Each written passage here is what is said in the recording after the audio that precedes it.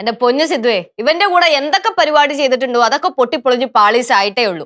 എന്നിട്ടും ഞാൻ ചിന്തിച്ചു ഈ ചെറുക്കനെ കൂടെ കൂട്ടിയാലോ എന്ന്. പക്ഷെ എടുത്ത വായിക്ക് അമ്മായി പറഞ്ഞു ഇവനൊരു ലക്ഷണം കെട്ട പയ്യനാണ്, അതുകൊണ്ട് ഇവനെ കൂടെ കൂട്ടിക്കഴിഞ്ഞാൽ യാതൊരു ബർക്കത്തും ഉണ്ടാവില്ല. പിന്നെ ഞാനും ഓർത്തപ്പോ ശരിയാണ്, വേണ്ടാന്ന് വെച്ചു. ലച്ചു, എന്റെ കൊച്ചിനെ ഒരുപാട് അങ്ങ് ഇടിച്ച് താഴ്ത്തി സംസാരിക്കല്ലേ കേട്ടാ. ഒന്നും പറയണ്ട. ഇനി എവര് വന്ന് എന്റെ കാല് പിടിച്ചാലും വേറോടെ ഒരു പരിപാടിക്ക് ഞാനില്ല. ഞാനിപ്പോ വരാവേ. നീ എവിടെ പോണു? രാവിലെ കഴിച്ചത് കൊണ്ട് ശരിയായി. லெச்சு, நீங்க நிறைய காசு கொடுத்தேன்னு கேள்விப்பட்டேன். எவ்வளவு காசு கொடுத்தீங்க? അതിപ്പോ സാരിക്കൊക്കെ പല വിലയാണല്ലോ ആന്റി. 2000 തൊട്ടങ്ങ് തുടങ്ങും. പക്ഷെ നമ്മുടെ സ്റ്റോക്ക് കുറച്ച് പ്രീമിയം സ്റ്റോക്ക് ആണ്. അതാവുമ്പോ ഒരു സാരിക്ക് 8000 രൂപ 10000 രൂപ അത്രയൊക്കെ ആവും. എത്ര ഇറക്കിയെന്ന് പറ, അറിയാനൊരു ക്യൂരിയസ്.